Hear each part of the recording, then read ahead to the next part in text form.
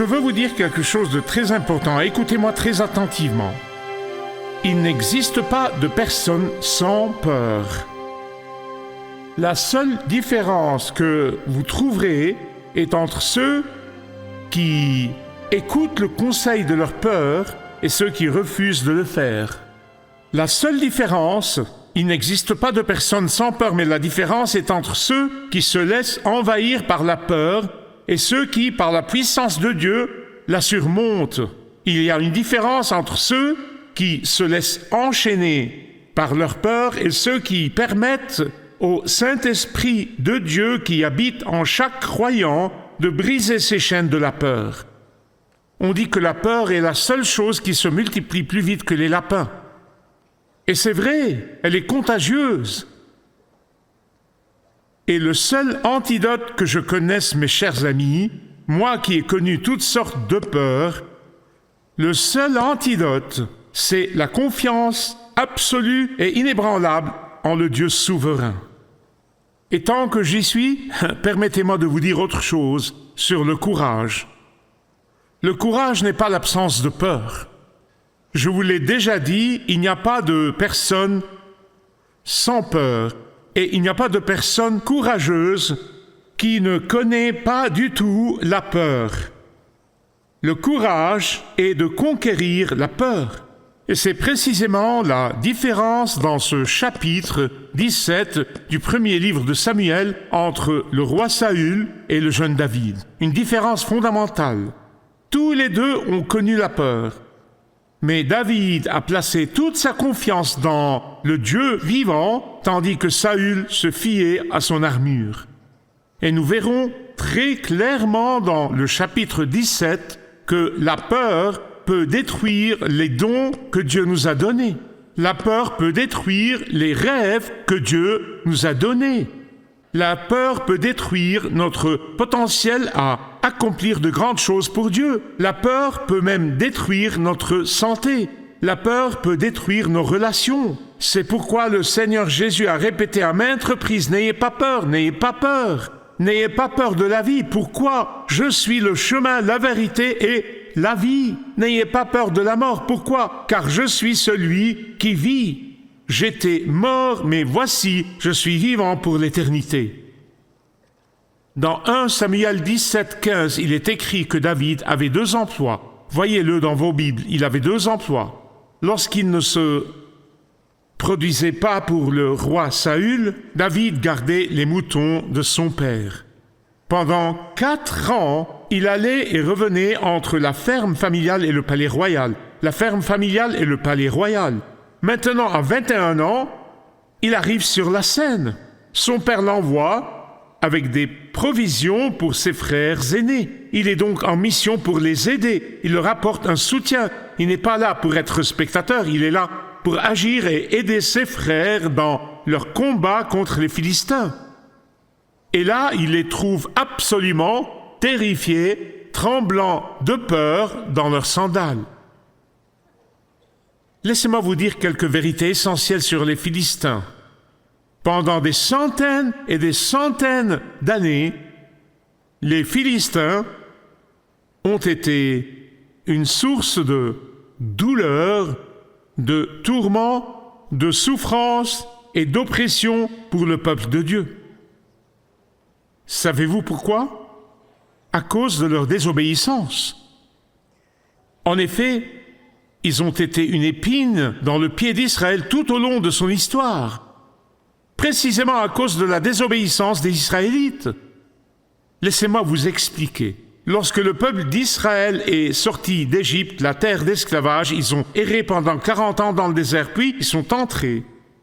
Dans la terre promise, Dieu leur a dit, dans la terre promise, vous trouverez des méchants, des gens pervers, des gens si mauvais qu'ils ne méritent même pas de vivre sur terre, tout comme Dieu l'avait fait avec Sodome et Gomorrhe. Et il dit, quand vous entrerez dans la terre promise, exterminez-les. Mais ils ont refusé catégoriquement, et ainsi, ils ont connu cette douleur le reste de leur existence. Écoutez-moi, d'une manière ou d'une autre, Dieu jugera sûrement, Dieu jugera le mal. L'instrument dont Dieu se sert pour juger le mal est sans importance. L'instrument lui-même n'a aucune importance. C'est le jugement de Dieu sur la méchanceté et les méchants qu'il exerce et il le fera de nouveau. C'est le sens du jour du jugement. À une époque où des prédicateurs vous affirment que tout le monde ira au paradis et que personne n'ira en enfer, je vous le dis, Dieu se trahirait lui-même s'il ne jugeait pas le mal. Il jugera le mal. En l'occurrence, il voulait que le peuple d'Israël soit l'instrument de son jugement contre ses adorateurs de faux dieux, mais ils ne l'ont pas fait. Et ainsi, ils sont restés une source de douleur, de chagrin et de deuil pour Israël jusqu'à la fin de leurs jours.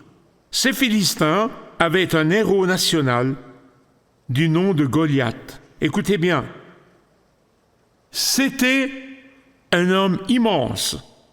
Vous pouvez vous faire une idée de sa taille? Il était plus grand que 9 pieds.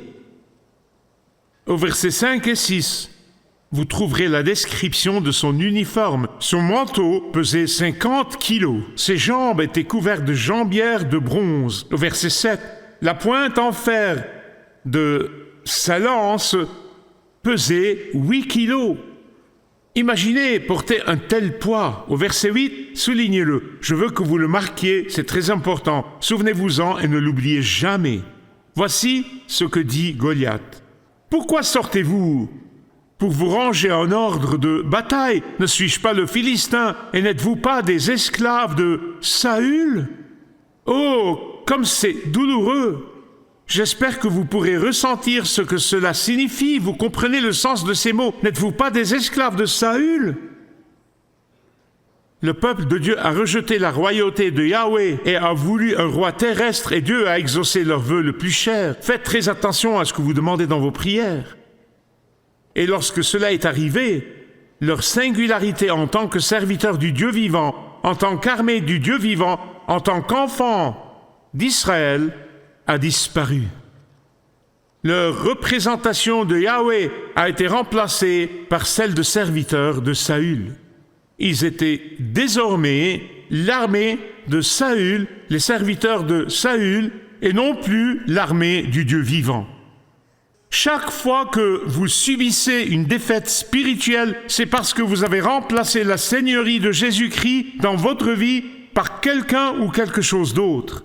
Croyez-en mon expérience, chaque fois que vous traversez une période de stagnation spirituelle, c'est parce que vous avez remplacé Jésus, le roi de votre vie, par quelqu'un ou quelque chose d'autre. Chaque fois que vous êtes en proie au désarroi spirituel, c'est parce que vos priorités sont bouleversées. L'ambition égoïste règne en maître. Jésus est au second plan. Mais attendez une minute, le pire est à venir. Le pire est à venir pour Saül et son armée. Goliath est devenu si belliqueux qu'au verset 10 et à plusieurs reprises dans ce chapitre, il a utilisé le mot « défier ». Défier. Défier. Je ne sais pas pour vous, mais écoutez, ceci est mon témoignage et j'en suis responsable. Dans tous les domaines de ma vie où l'Esprit de Dieu ne règne pas en maître, l'ennemi de mon âme me défie sans cesse. Verset 11. En entendant ces paroles, Saül et tout Israël furent effrayés, remplis de peur. Et Saül, qu'en est-il de Saül? Il avait plus d'expérience militaire que quiconque. Il mesurait plus de 2 mètres. Il était le seul en Israël à porter une armure, les autres n'en avaient pas. Il était roi. Il était roi. il représentait le Dieu vivant parmi le peuple. Tout cela ne signifie rien si l'Esprit de Dieu ne vous guide pas. Tout cela ne signifie rien si vous fondez votre vie sur des atouts et des faiblesses extérieures. Tout cela ne signifie rien si vous vous comparez constamment aux autres. Goliath mesure presque 3 mètres. Je ne mesure que 2 mètres. Il a une armure imposante et lourde. Je ne peux pas la comparer à la mienne. Chaque fois qu'il fait le bilan de ses atouts et de ses faiblesses, il est toujours à un désavantage. Quand il compare les atouts et les faiblesses, il dit « Regardez ça, regardez ça, regardez ça, regardez ça, je n'y arriverai pas. » Chaque fois que le pauvre Saül sort sa calculatrice et se met à compter, il se rend compte que le compte n'y est pas. Je connais cette tentation de s'asseoir et d'analyser les atouts et les faiblesses. Je connais cette tentation. Si j'avais marché dans la peur et non dans la foi et la confiance en le Dieu vivant, sachant que Dieu est plus puissant que tous mes problèmes, si j'avais marché par la vue et non par la foi en la puissance du Dieu vivant, si j'avais vécu selon les calculs humains, si j'avais suivi le conseil de mes peurs, si j'avais vécu selon une mentalité séculière, je n'aurais pas eu l'honneur d'être votre pasteur aujourd'hui. Cela s'est produit encore et encore et encore. De plus, je n'aurais pas honoré le Dieu qui connaît chacun de nous par notre nom et qui sait tout de chacun d'entre nous. Je ne l'aurais pas honoré. Je ne l'aurais pas honoré. Écoutez-moi. Si tant de gens ne donnent pas la dîme de leurs revenus ou ne donnent pas plus que ce qu'elles requièrent, c'est à cause de leur peur. Ils craignent que le Dieu qui a pourvu à leurs besoins dans le passé les abandonne dans l'avenir. Mettez-moi à l'épreuve. Ce n'est pas étonnant qu'à l'instant précis où un obstacle majeur surgit dans nos vies, nous prenions la fuite pris de peur. C'est la phobie de Saül. Il a étouffé le Saint-Esprit et a refusé de vivre par sa puissance. Il a placé sa confiance dans ses succès passés. Puis, finalement, il a laissé le Saint-Esprit s'attrister et rester à l'écart. Et comme c'est toujours le cas, croyez-moi, c'est toujours le cas, lorsque le Saint-Esprit est attristé ou étouffé, l'esprit de peur vient et prend sa place. Ah, et puis David arrive. Il vient simplement apporter de la nourriture à ses frères. Il entre et voit ce gorille défier le Dieu vivant, et il entre dans une colère noire. Il était furieux. Voici une traduction de Youssef. Il dit « Qui est cet idiot qui pense pouvoir défier les armées du Dieu vivant ?» N'oubliez pas, au moment où David arrive, cette mascarade dure depuis 40 jours. 40 jours. En fait, elle a duré si longtemps que la crise internationale s'est intensifiée. Question. Pourquoi Dieu n'a-t-il pas envoyé David le 2e jour, le 7e jour, le 20e jour? Pourquoi Dieu ne répond-il pas à nos prières dès qu'on les formule? Pourquoi? C'est une excellente question, je suis heureux que vous l'ayez posée, car je veux y répondre. Dieu, souvent, je ne dis pas toujours, mais souvent, veut que nous épuisions nos ressources. Dieu veut souvent que nous atteignions nos limites. Souvent, Dieu veut que nous fassions les choses comme il le souhaite, de telle sorte que personne ne puisse dire « c'est Dieu et moi qui l'avons fait ». Certaines personnes refusent même de reconnaître le mérite de Dieu, même après avoir pleuré à chaudes larmes et l'avoir imploré. Mais dès que Dieu répond, eh bien, c'est moi qui l'ai fait. En fait, David arrive à la 82e apparition. Calculez bien, la 82e apparition de ce gorille. Un gorille terrifiant. Il voit ce qui se passe et court vers ses grands frères. Et les gars, les frères aînés ont dû se sentir gênés devant tous leurs amis et les autres militaires. Voilà que leur petit frère arrive et les ridiculise. Imaginez un peu. Va-t'en, David, va-t'en, gamin, va-t'en, tu m'embarrasses. Voici une traduction de Youssef. Qu'est-ce que tu fais là, petit morveau? Vous remarquez qu'ils l'ont accusé d'arrogance? Vous l'avez remarqué? Regardez dans l'Écriture. C'est toujours le cas. La personne faible vous perçoit comme faible, la personne arrogante vous perçoit comme arrogant, la personne méfiante ne fait confiance à personne. Souvent, nous jugeons les autres selon nos propres motivations. Charles Spurgeon l'exprime parfaitement. Cet homme, véritable orateur, il a dit « Nous pesons souvent le grain des autres d'après les mesures que nous possédons. » Autrefois, les marchands malhonnêtes falsifiaient les mesures, ce qui les rendait fondamentalement malhonnêtes. Et Spurgeon dit que nous jugeons les autres avec ces mêmes mesures. Si nos mesures sont faussées, nous traitons les gens comme s'ils étaient malhonnêtes.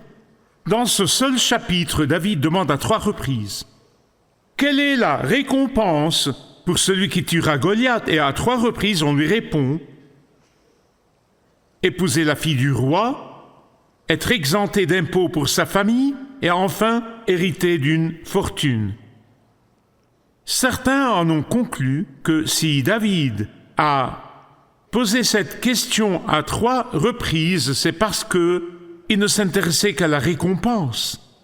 Mais le texte montre clairement que c'est une erreur. Le texte montre clairement que David aimait Dieu au point d'être profondément blessé lorsqu'il entendait le nom de son Dieu insulté. Contrairement à aujourd'hui, où nous rions lorsque le nom de notre Dieu est profané. Pour David, c'était pire encore que d'insulter sa propre mère. Il vénérait et honorait le Seigneur au point de ne pas pouvoir supporter ce blasphème contre le grand nom de notre Dieu. C'est d'ailleurs l'une des raisons qui ont poussé David à surmonter ses peurs. Cela lui a suffi pour tout risquer. Cela lui a suffi pour vaincre ses craintes par la foi en le Dieu vivant. Voici un point essentiel. David venait des champs du travail de berger, où il passait souvent du temps en communion avec Dieu, en priant, en chantant, en écrivant des psaumes. C'est ce qu'il faisait lorsqu'il gardait les moutons. Il chantait, il composait des hymnes, il écrivait des psaumes, il louait Dieu, il l'adorait. Et c'est donc dans cet état, cette posture de louange, cet état d'adoration et de puissance qu'il a abordé cette situation. Si David avait été pris dans cette frénésie alimentée par la peur, il n'aurait pas réagi ainsi, car la peur est contagieuse, n'oubliez pas, elle est contagieuse. S'il était resté assis là à regarder les nouvelles en permanence et à se laisser abattre par ce qui se passait, ce gorille l'aurait effrayé lui aussi. Non, il était dans la présence de son Dieu glorieux et il est descendu, rempli de la puissance de Dieu pour affronter ce géant. David a partagé avec Saül son témoignage de la puissance de Dieu. Enfant, il a tué un lion et un ours à main nue. Soyez absolument certain que le Dieu qui a accompli cet exploit par le passé le refera. Mais bien aimé, c'est une leçon que beaucoup d'entre nous oublient. Je le sais, je l'ai vécu personnellement. Nous oublions cette leçon essentielle. Pourquoi le Dieu qui a agi ainsi par le passé vous abandonnerait-il maintenant? Pauvre Saül, il ne comprenait toujours pas, il ne comprenait pas. Il a insisté pour que David revête son armure.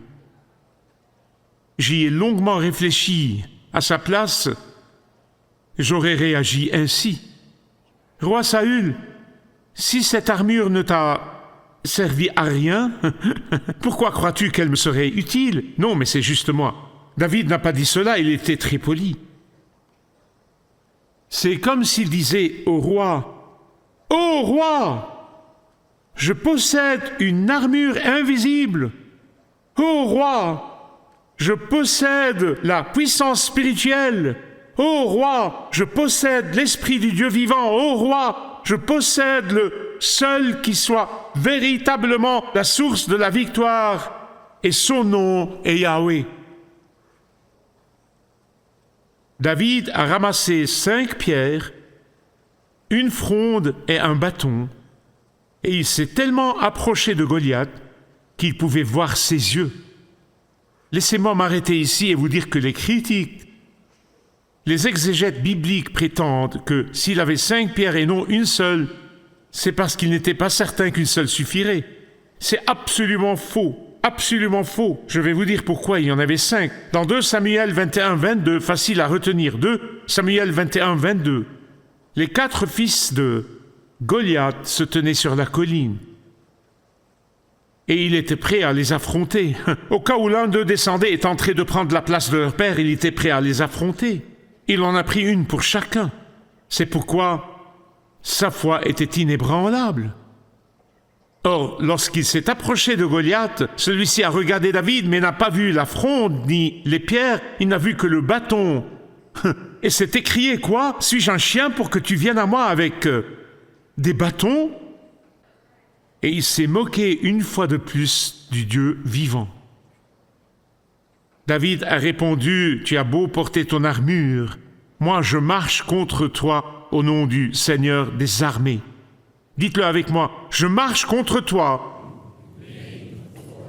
Et la prochaine chose que vous entendez David dire, c'est « ça tombe !» Je voudrais vous demander, quelle sorte de peur vous hante aujourd'hui? Vous seul pouvez répondre à cette question. Quelle sorte d'angoisse semble vous envahir? Quelle sorte de souci vous empêche de dormir? Vous seul pouvez répondre à cette question, et quelle que soit la phobie que vous avez, je veux que vous disiez avec moi, je marche contre toi au nom du Seigneur des armées. Disons-le ensemble, je marche contre toi au nom du Seigneur des armées. Et puis je le ferai de nouveau demain, et après-demain, et le jour d'après. Ne vous arrêtez pas.